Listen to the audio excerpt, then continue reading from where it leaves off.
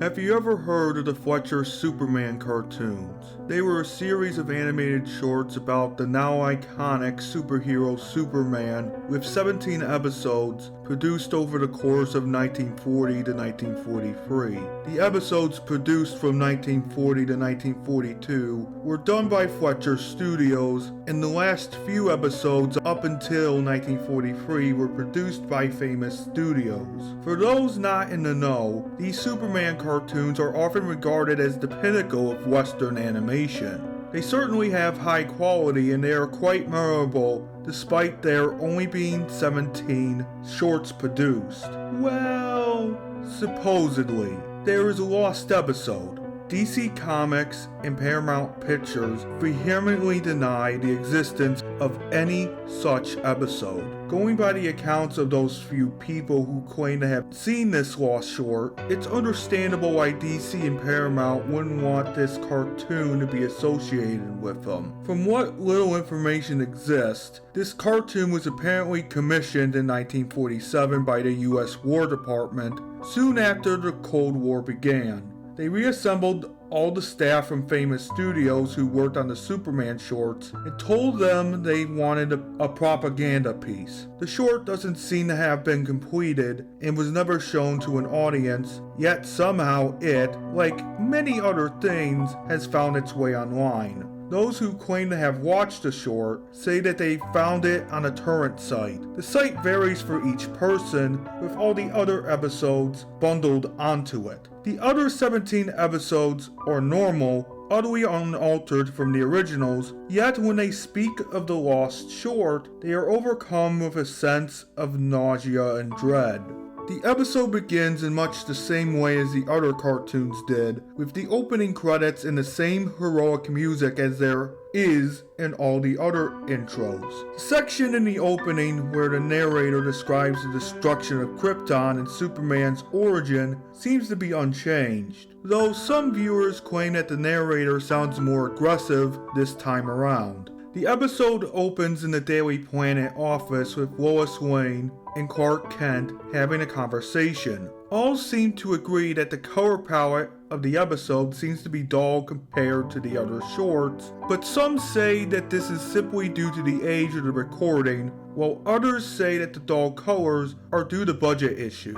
Clark is standing beside Lois's desk, while Lois herself is looking over the newest issue of the Daily Planet. Clark asks, "Hard to believe that it's been 2 years since the end of World War II, eh, Lois?" People agree that it seems to be the same actor from the old shorts, Bud Collyer, but like the narrator from before, he sounds aggressive and a little afraid when he reads his lines. "Seems the world is safe for now with the Axis dealt with." "I wouldn't be so sure about that, Kent," Lois replied.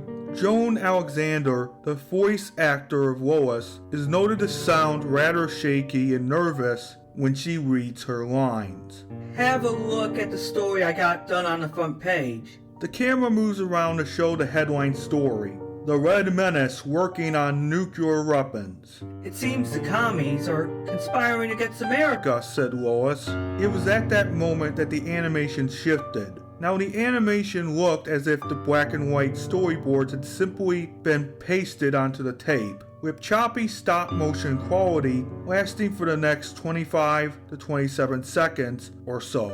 The audio for the storyboard segment is incredibly fuzzy and distorted, as the people who have watched this lost episode give varying accounts of what Clark and Lois are saying. Most people agree that Lois says Superman should put a stop to those dirty commies. What's even more bizarre about this sudden art shift is that people claim Clark is staring directly at the viewer during this part of the short. Others claim he has no eyes at all during this segment. Some say that the storyboards are of such a poor quality that it's impossible to tell where Clark is even looking.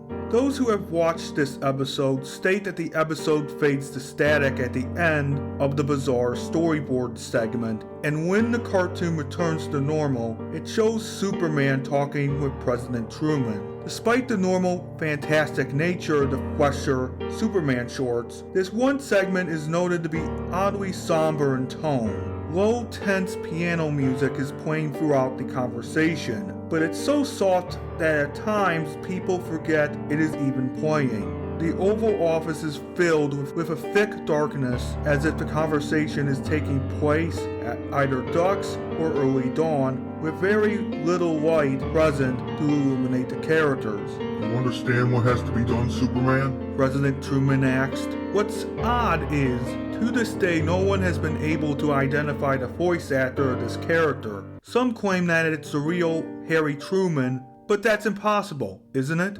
Of course, Mr. President. Superman replied. I understand the threats the Soviets pose. I will do the patriotic duty of any American and do what I can to stop them. The camera focuses in on Truman, and many people note that his face is far more detailed here than it was earlier, more detailed than any character in the entire short. Good to know, Superman. America won't stand idly by and let another threat rise up against us. I want you to strike those dirty commies down like the hammer of God and show them what they're up against. The people who have given accounts on this lost episode, while they all have differing views and opinions on Superman, all find this behavior to be widely out of character for him. They don't seem able to believe Superman acting as some sort of government agent, nor can they believe Superman using his powers to attack a nation of people. As the conversation between Truman and Superman ends, the screen cuts to static again, before fading back in and showing Superman flying through the air. This segment is utterly devoid of sound, save for small crackles that are just barely noticeable. He flies directly over one landmass, with Russia written all over it, almost as if the image was taken from an atlas. Superman suddenly dive bombs straight down with an almost deafening sonic boom, breaking the silence from earlier, just as Superman impacts against the cartoon representation of Moscow. The art style shifts again.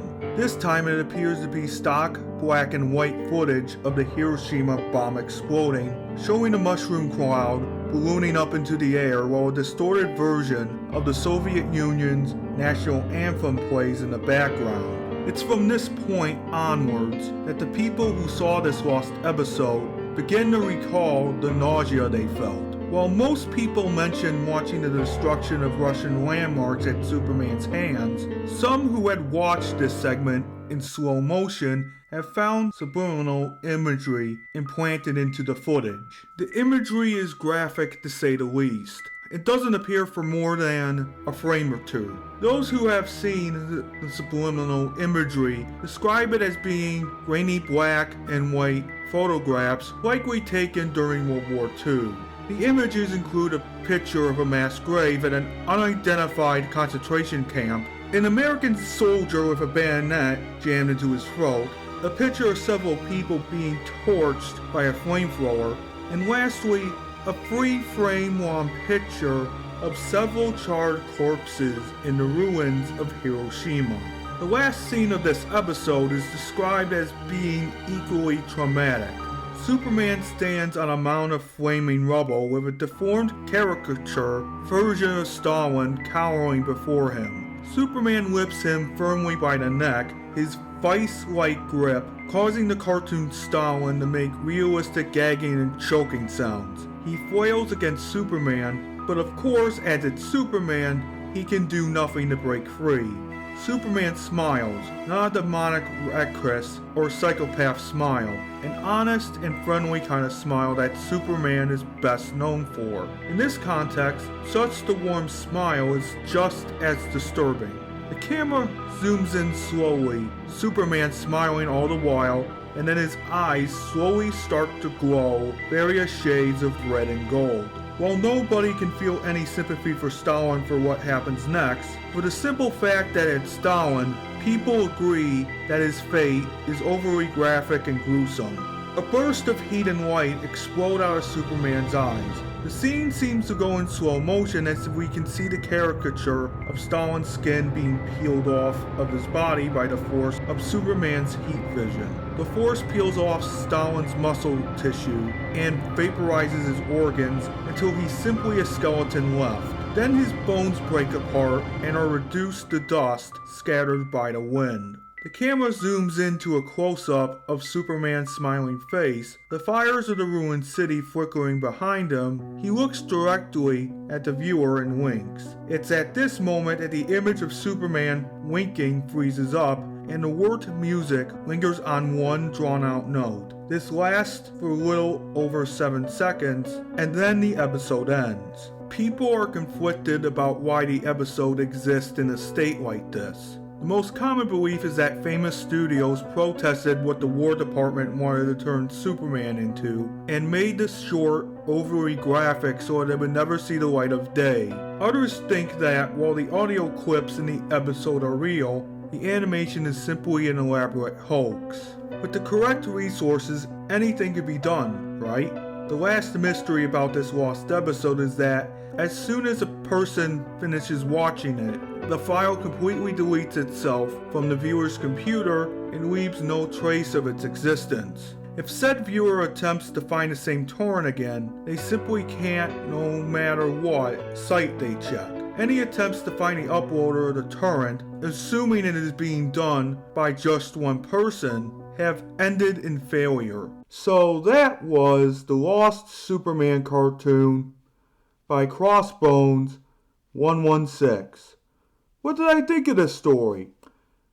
This story was actually pretty good because of the history of the short, of the lost short, and it showed us realism, actual realism that was pretty good. Like the War Department taking over famous studios, rehiring everyone that worked on the Superman shorts to work on this short. And that is the history too. Well, the Cold War. And it's pretty damn good for a creepypasta based around the Cold War at this time. People in the Cold War time were doing that. They were making propaganda pieces and shit because of the Soviet Union having nuclear weapons at the time, and mutually assured destruction was a thing. What are the negatives of this situation? What are the negatives of this creepypasta? Well, it's the torrent disappears after you watch it, which is complete bullshit. I don't think that ever happens in real life after you watch a torrent. I don't know. Completely.